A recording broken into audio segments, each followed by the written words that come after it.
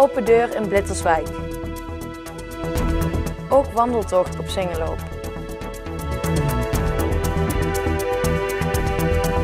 Het is vandaag 9 april. Dit is het Pelemaasjournaal. Open deur is een nieuwe ontmoetingsplaats in Blitterswijk. Vandaag ging het initiatief voor het eerst van start. Open deur is een initiatief van 4 Blitterswijkse vrouwen. Marlie Baltussen, Carla Kooijmans, Rieke Rutte en Arla Vissers. 2 jaar geleden hadden een aantal bewoners het idee om een buurtsuper te creëren in Blitterswijk. Toen dat plan niet van de grond kwam, vonden de dames dat het toch belangrijk is om een plek te creëren waar mensen elkaar nog kunnen ontmoeten. Had je hier allerlei ondernemers en als je naar de bakker ging, dan maakte je een praatje. En aangezien al die winkels nu weg zijn, mist men dat praatje, dat gezellige, ongedwongen praatje op straat. En dat bleef borrelen, dus we zijn gaan denken van hoe kunnen we dit een beetje in een mooie vorm gieten, zodat we toch een plek terug kunnen krijgen, dat mensen weer bij elkaar kunnen komen. En zo ontstond het idee om iets te gaan organiseren in het gemeenschapshuis, met de naam Open Deur. Open deur is een ontmoetingsplek voor jong en oud. Dat is eigenlijk de belangrijkste reden voor open deur. En daarin, open deur, kunnen ze allerlei activiteiten doen. Iedereen is welkom. Je hoeft geen lid te zijn van een vereniging.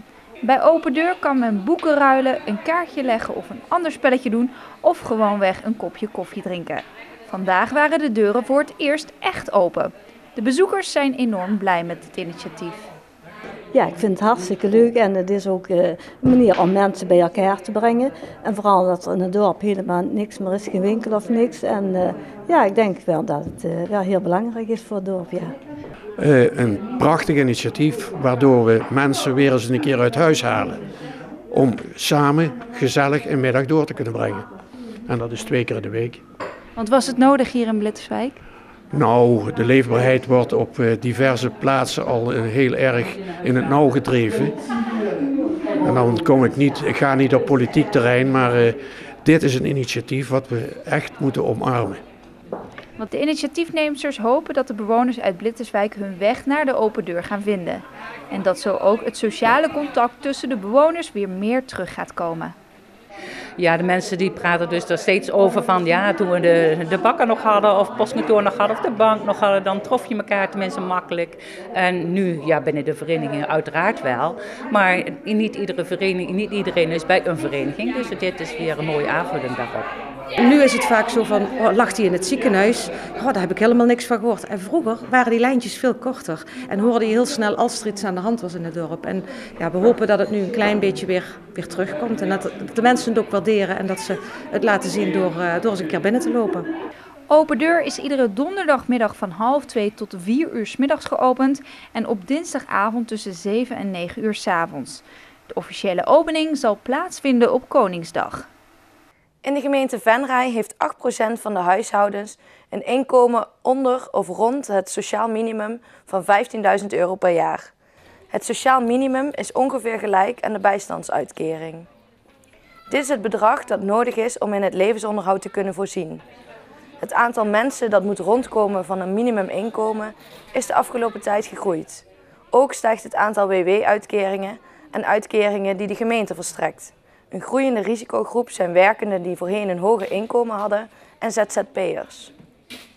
De gemeente Venray stimuleert mensen om hun financiële situatie te verbeteren, door bijvoorbeeld deel te nemen aan de cursus Omgaan met geld. De organisatie van de Venrayse Singeloop heeft een nieuwe activiteit aan het programma toegevoegd. Wandeltochten van 7,5 en 15 kilometer. De singles zijn een belangrijk onderdeel van de routes die nagenoeg klaar zijn. Naast de wandeltochten, de singellopen over 5 en 10 kilometer en de kidsrun, voegt de organisatie nog een nieuw element aan het evenement toe, de juniorenrun. Dat is een loop over 2,4 kilometer voor jongeren in de leeftijd van 12 tot en met 15 jaar. De singelloop wordt dit jaar op 4 oktober georganiseerd. Tot zover dit Pelemaasjournaal. Deze uitzending wordt herhaald tot en met vrijdag 6 uur 's avonds. Om 7 uur is er weer een nieuw journaal. Weer of geen weer, bij ons is het altijd vakantieweer. Aankomende nacht verloopt onbewolkt en bij een zwakke wind daalt de temperatuur flink tot zo'n 2 graden. Morgen overdag is het vrij zonnig. In de loop van de middag komt er sluierbewolking. 's Middags kan de temperatuur oplopen tot zo'n 22 graden. Hartelijk dank voor het kijken en tot het volgende journaal.